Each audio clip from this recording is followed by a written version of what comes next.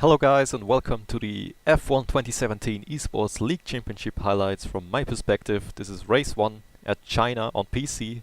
And first of all, sorry for the black screen at the beginning of this video.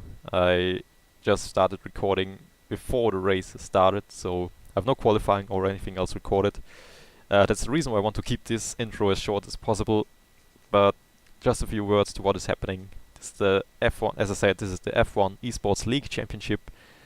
Organized by Codemasters and Formula One in cooperation with a few racing communities, including AOR.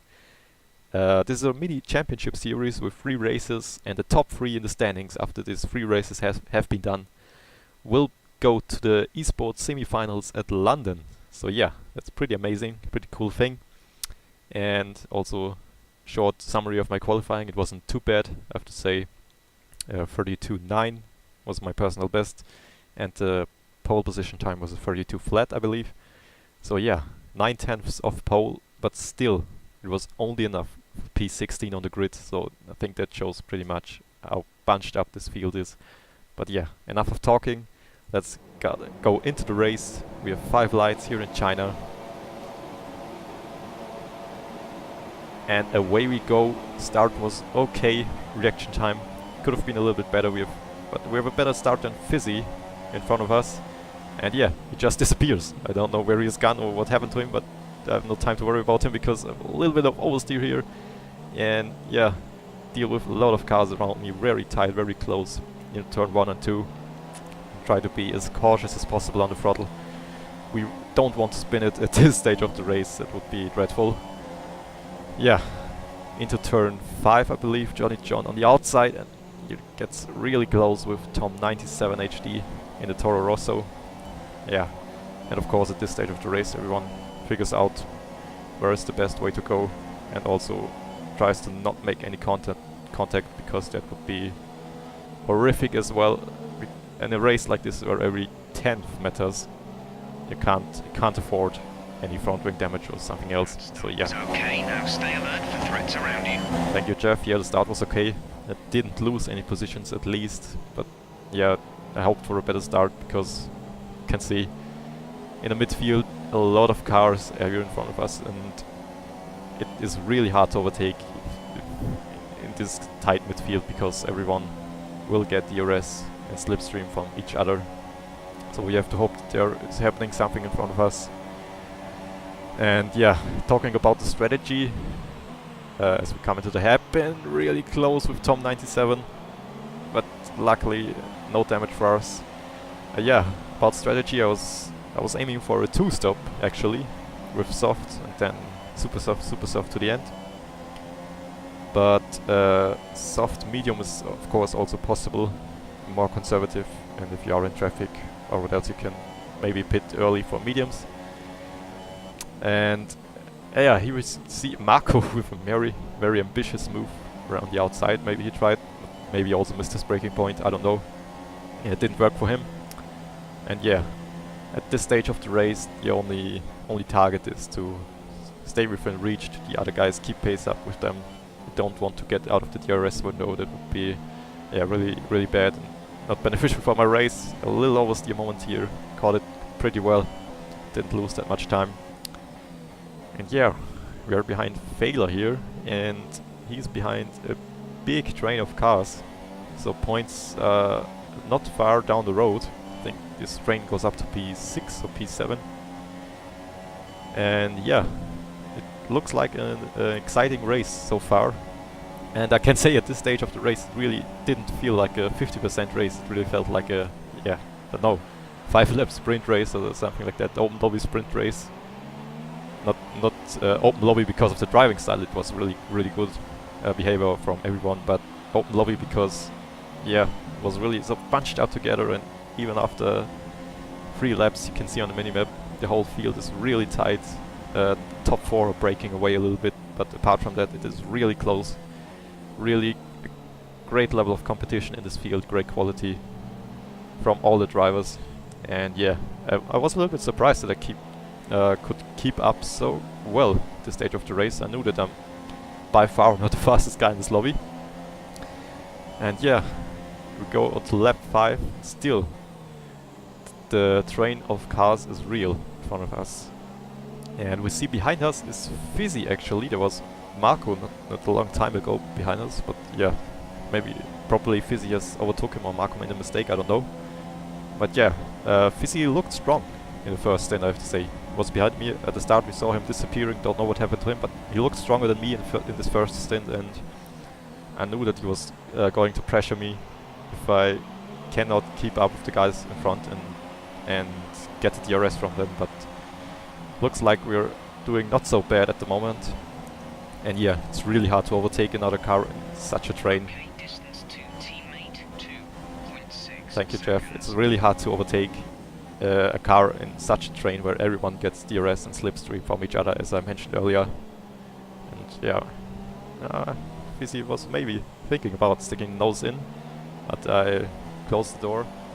And yeah, the main goal for me was just to stay with these guys, don't do anything silly, don't make any mistakes, just have a clean race and maybe... Yeah, Jeff told me something about the fuel situation. He did this the whole race. It was pretty annoying, but yeah, as I said, maybe we can benefit from something that happens at the front. Maybe some guys tangle up.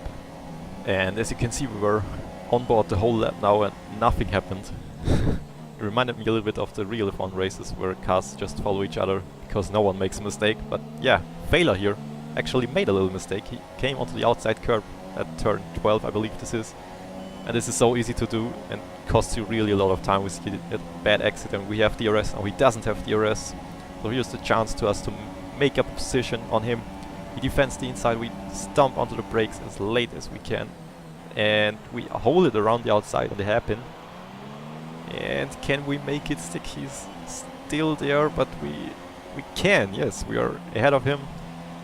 Into the final corner. He is now a better run than us. I think he has DRS now and also a better exit out of the final corner, so this isn't over yet.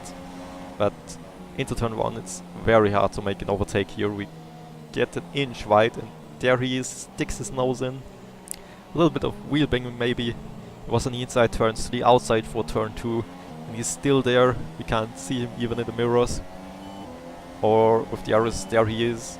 Squeeze him a little bit, but leave him room also in this braking zone. But he backs out of it and we have that position for now, so P11. Yeah, thanks for Jeff. Thanks for interrupting me all the time.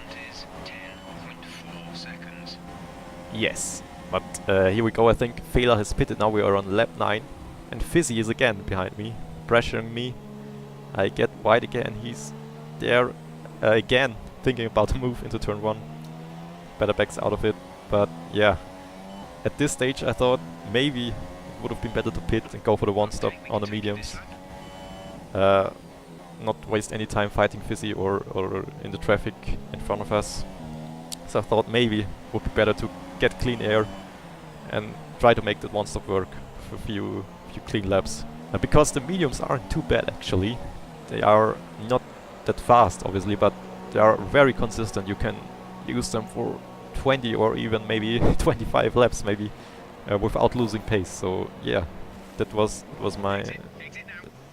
were my thoughts at this point. So I thought, yeah, why not go for it?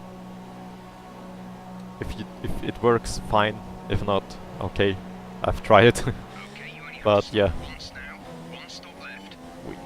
we exit the pits and we are dead last at this point. So not that nice, but also not too worrying at the moment. We are one of the first cars that came into the pits, so we're still in here. Yeah, Jeff talking about fuel all the time, thank you man. We're not looking too bad still, and from now on, thank you Jeff, from now on it was just a task to get these laps in, and you can see high 36s was my pace on the mediums. It wasn't too bad.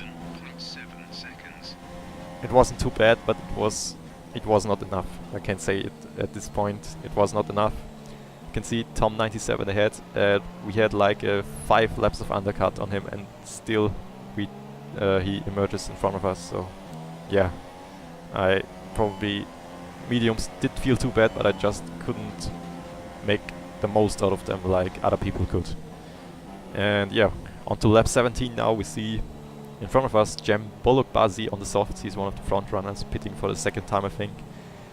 And Fizzy behind us on the super softs. He squeezed these softs out until lap 16 I believe, and is now on the charge behind us on super softs. And yeah, my only target was now to catch up to the guys in front and try to make life as hard as possible for Fizzy, but a few laps later you can see he already caught up to us, so there's no chance really with these mediums against the super softs. And at this point, I mean, already after I saw Tom 97 coming in front of us, I knew, yeah, probably it's not gonna work for us. But at this point, I knew it's not worth fighting Fizzy here, and we lose another position to him here.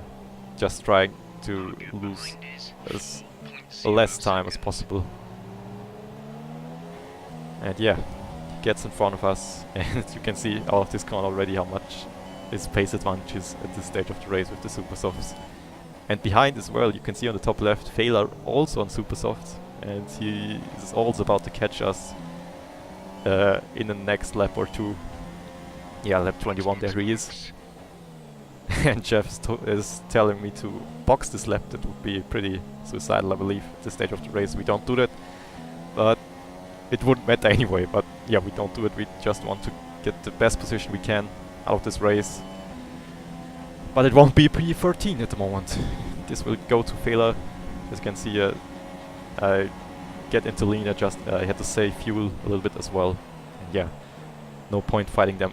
I could fight them maybe for a lap or two, but not more, and I would lose a lot of times. I just did choose to let them go, and maybe they tangle up with each other if they catch up to slower cars, but yeah, didn't happen. As you can see, last lap, nothing really happened. Fizzy and Failer disappeared into the distance after overtaking me, and I didn't have the pace to stay with them or catch up to the midfield train where a lot of guys also were on mediums. It was not enough, yeah. It was not a bad race for me. It was a clean race, no mistakes, but yeah, pace-wise, it was just not good enough. And as we can see on the last lap, Whitecounts has won the race. Really impressive job by him to win against all the sim racers. Like Graham Carroll and Jam, also we saw him earlier, is also one of the iRacing guys, I believe. But here we come, towards the final corner. We see a slow car there on the left. It's Raiko Gordon, my teammate for this mini-series, ran out of fuel probably, and there's Fizzy off the road as well. So we gained 2 positions in this last 2 corners and finished the race in P12. Yeah, I'm not sure what happened there. It was pretty crazy. Finished this race in P12 at the end. But yeah, as I said before, it doesn't really matter if you finish 12th or 15th or 18th. A little bit disappointing, I have to say. This race would have required me to push over my personal limit, but I couldn't do it. With hindsight, I should have done better probably, but yeah, a little bit gutted that I couldn't get any points, especially with what happened at the last lap with Fizzy and Raiko. But yeah, that's how it is sometimes. Anyway, next race will be Bahrain. Should be a better track for me than China, maybe. At least I hope so. But yeah, I hope you enjoyed it. Thanks for watching, and also if you're not racing, thanks for watching the official live stream. It's really nice to see so many people who are interested in AOR racing. And yeah, hopefully see you next time. Goodbye.